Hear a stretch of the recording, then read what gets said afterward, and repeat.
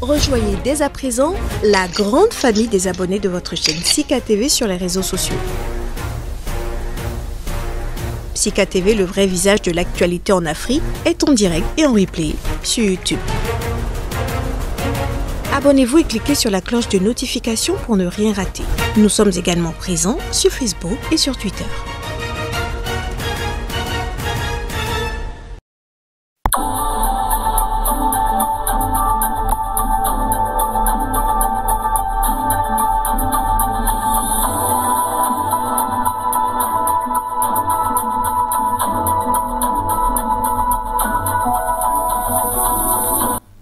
Bonjour à tous et merci de prendre le rendez-vous de cette édition consacrée à l'économie sur Sika TV.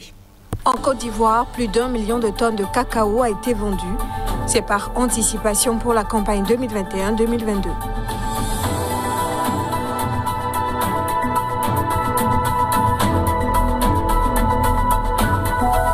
Les Sud-Africains pourraient bientôt verser 12% de leurs revenus dans un fonds géré par l'État.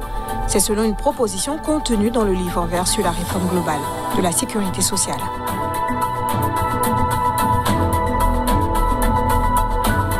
En Chine, le président Xi Jinping appelle les riches à réduire les inégalités.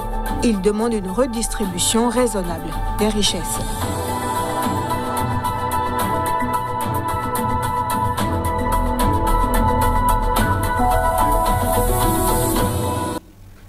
Après une première sortie au titre du troisième trimestre 2021 et qui s'est soldée par la levée de plus de 27 milliards de francs CFA le 23 juillet dernier, le Togo veut encore mobiliser 25 milliards auprès des investisseurs régionaux lors de la prochaine opération. Il s'agit d'une obligation assimilable du Trésor de maturité 10 ans d'une valeur nominale unitaire de 10 000 francs CFA au taux d'intérêt de 6,15% selon l'agence UMOA Titres. Pour ce troisième trimestre de l'année, le Trésor public du Togo, rappelons-le, prévoit de lever 110 milliards de francs CFA sur le marché financier régional. En Côte d'Ivoire, le système de vente du cacao a été réformé depuis près d'une décennie. Ce schéma de commercialisation permet au pays de vendre chaque année, avant le début d'une nouvelle campagne, une certaine proportion de la récolte à venir. Les ventes pour 2021-2022 ont déjà atteint plus d'1 million de tonnes. En Côte d'Ivoire, la commercialisation extérieure pour le compte de la campagne cacaoyer 2021-2022 va à bon train. Selon le dernier rapport mensuel de l'Organisation internationale du cacao, le pays a déjà écoulé par anticipation 1,4 million de tonnes de fèves au 8 août dernier. Ce volume représente 93% de l'objectif de 1,6 million de tonnes prévu d'ici la fin du mois de septembre prochain. Alors que la pandémie de coronavirus continue de peser sur la demande mondiale, les autorités ivoiriennes appliquent actuellement, dans le cadre des ventes, une décote de 150 livres par tonne sur chaque contrat d'exportation, soit 50 livres de moins qu'en 2020-2021. Dans le pays, premier fournisseur mondial d'or brun, la production de fèves devrait encore franchir le cap des 2 millions de tonnes en 2021-2022, selon les prévisions des analystes. Pour rappel, le Conseil du café cacao vend par anticipation par le biais d'enchères électroniques 70 à 80% de sa récolte globale afin de tirer profit d'éventuelles hausses des cours mondiaux et pour fixer le prix minimum aux producteurs durant la campagne principale. La Côte d'Ivoire et le Ghana, les deux principaux producteurs mondiaux de cacao, ont signé un accord afin d'améliorer leur coopération sur plusieurs sujets allant de la fixation des prix du cacao à la lutte contre le travail des enfants dans l'industrie. Et nous restons en Côte d'Ivoire. La société Total Côte d'Ivoire, filiale de la multinationale pétrolière du même nom, va payer à ses actionnaires le 27 septembre un dividende global net de 6,882 milliards de francs CFA. C'est au titre de l'exercice 2020. Rapporté aux 62 961 600 actions qui composent le capital de la société, le dividende net par action s'élève à 109,314 francs CFA contre 113,5 francs en 2019, soit une baisse de 4,186 francs CFA. Le dividende net par action qui sera versé aux actionnaires représente 218,62% de la valeur nominale de l'action qui est de 50 francs CFA. Au 31 décembre 2020, Total Côte d'Ivoire avait réalisé un bénéfice après impôt de 7 milliards 648 millions de francs CFA, en forte baisse de 27% par rapport à 2019. Son chiffre d'affaires et autres produits étaient de son côté en retrait de 7,88% à 418 milliards de francs CFA contre 454 milliards de francs CFA en 2019. Durant la même période, les achats de marchandises et variations de stock de la société ont connu une baisse de 8,78% à 352,275 milliards de francs CFA contre 386,193 milliards en 2019. En revanche, les autres achats et charges externes avaient enregistré une hausse de 7%, passant de 41 milliards en 2019 à 44 milliards en 2020. La valeur ajoutée de la société avait connu une baisse de 18% à 22 milliards de francs CFA contre 27 milliards un an auparavant. Cette tendance baissière avait aussi caractérisé l'excédent brut d'exploitation avec une réalisation de 15,492 milliards de francs CFA contre 21,289 milliards de francs CFA au terme de l'exercice 2019. Il en est de même du résultat d'exploitation qui a enregistré une baisse de 41%. Le climat des affaires au Sénégal s'est dégradé de 3,8 points en rythme mensuel au mois de juin 2021, selon une enquête d'opinion réalisée par la Direction de la prévision et des études économiques.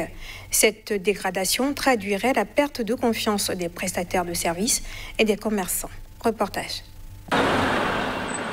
Au Sénégal, l'indicateur qui synthétise le climat des affaires, calculé sur la base des soldes d'opinion des chefs d'entreprise, s'est établi à 96,4 contre 100,2 au mois de mai 2021. Il se retrouve ainsi en dessous de sa moyenne de long terme qui est de 100 selon la DPEE. Dans le sous-secteur des services, les chefs d'entreprise interrogés ont majoritairement évoqué les difficultés de recouvrement des créances, la concurrence jugée déloyale, la fiscalité et l'insuffisance de la demande comme principale entrave à l'activité en juin. Par ailleurs, le climat des affaires s'est affaissé à moins 7,8 points dans le sous-secteur en rythme mensuel. Selon la DPEE, cette situation reflète l'orientation défavorable du solde d'opinion relatif aux perspectives de tarifs. S'agissant du commerce, les difficultés de recouvrement des créances, l'insuffisance de la demande, la concurrence jugée déloyale et l'approvisionnement difficile en marchandises sont les contraintes à l'activité les plus citées par les interviewés. En outre, le climat des affaires s'est affiché moins reluisant à moins 1,5 points en rythme mensuel sous l'effet des orientations négatives des soldes d'opinion relatifs aux chiffres d'affaires et aux commandes reçues. Dans l'industrie, les chefs d'entreprise enquêtés par la DPEE se sont majoritairement plaints de l'approvisionnement difficile en matières premières, de la concurrence supposée déloyale, du recouvrement difficile des créances et de l'insuffisance de la demande comme les principaux facteurs qui limitent le développement du secteur. Toutefois, le climat des affaires s'est amélioré de 1,5 points dans le sous-secteur en rythme mensuel. Au Kenya, l'horticulture est l'une des branches les plus dynamiques de l'économie. Si le secteur a connu une bonne progression des exportations ces dernières années, les autorités travaillent actuellement à diversifier les points d'écoulement. Le pays pourrait exporter son avocat vers la Corée du Sud d'ici mars 2022. Au Kenya, les autorités ont signé le mois dernier un accord avec la Corée du Sud portant sur les exportations d'avocats vers le pays asiatique. Cette entente devrait permettre à l'industrie d'envoyer des fruits vers cette destination à partir de mars prochain. Le service d'inspection phytosanitaire du Kenya travaille actuellement sur un cahier des charges comportant les normes sanitaires et phytosanitaires à respecter pour les cargaisons. Plus globalement, si la démarche s'inscrit dans le cadre de la diversification des débouchés de la filière, de nombreux observateurs relativisent les retombées de cette nouvelle opportunité commerciale. En effet, la consommation annuelle d'avocats de la Corée du Sud tourne autour de 0,26 kg par habitant, alors qu'elle atteint en moyenne 1,2 kg dans l'Union européenne, qui absorbe actuellement l'essentiel des exportations kenyanes. Dans une telle situation, l'industrie fera face à une demande beaucoup moins importante que sur les destinations traditionnelles. Par ailleurs, le Kenya devrait être confronté à une rude concurrence de la part de pays comme le Pérou, qui est présent sur le marché depuis 2020, ainsi que la Colombie, qui a démarré ses exportations vers la nation asiatique en juillet dernier. Pour rappel, le Kenya a exporté plus de 26 000 tonnes d'avocats sur le premier trimestre 2021 pour des recettes de 39 millions de dollars. Le pays est le premier fournisseur africain du fruit. Tous les salariés sud-africains pourraient être tenus de contribuer jusqu'à 12% de leurs revenus à un nouveau fonds national, selon une nouvelle proposition du ministère du Développement social, contenue dans son livre vert sur la réforme globale de la sécurité sociale et des retraites, dévoilé le 18 août. Le document propose en effet la création d'un nouveau fonds national de sécurité sociale qui sera géré par le gouvernement. Il sera mis en place pour fournir des prestations de retraite, d'invalidité et de chômage. Le gouvernement sud-africain devra ainsi subventionner les cotisations des travailleurs à faible revenu. À noter par ailleurs que le livre vert propose entre autres qu'une allocation de revenus de base soit lancée à un niveau qui sortira au moins l'individu de la pauvreté. Le président chinois Xi Jinping a appelé ses compatriotes les plus fortunés à œuvrer davantage à la prospérité commune et promu un ajustement des revenus excessifs dans un pays où l'essor économique fulgurant a creusé les inégalités. Le niveau de vie en Chine a considérablement augmenté depuis les années 70. Le pays est aujourd'hui un gigantesque marché avec des centaines de millions de consommateurs appartenant à la classe moyenne, courtisés par les multinationales étrangères. Si la Chine détient le record du monde du nombre de milliardaires en dollars, le pays n'a officiellement éradiqué que l'an dernier la pauvreté absolue. Lors d'une réunion consacrée à l'économie, le président chinois a appelé à une redistribution raisonnable des richesses qui puissent profiter à tous, ont rapporté mercredi les médias d'État. Il n'est pas précisé comment l'homme fort de Pékin compte parvenir à cet objectif, mais ces directives donnent généralement le ton des priorités du pays pour les mois à venir. La quasi-totalité de la population vivait dans la pauvreté au début de la République populaire de Chine en 1949.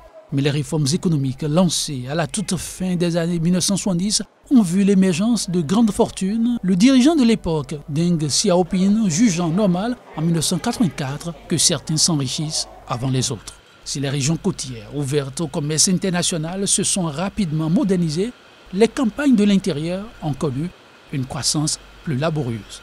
Pour rectifier le tir, les autorités ont multiplié ces dernières années les initiatives pour repérer les ménages dans le besoin, distribuer des subventions et achever des grands travaux d'infrastructure. Et c'est sur cette information que nous mettons un terme à cette édition. Merci de nous avoir suivis et restez connectés. Sika TV.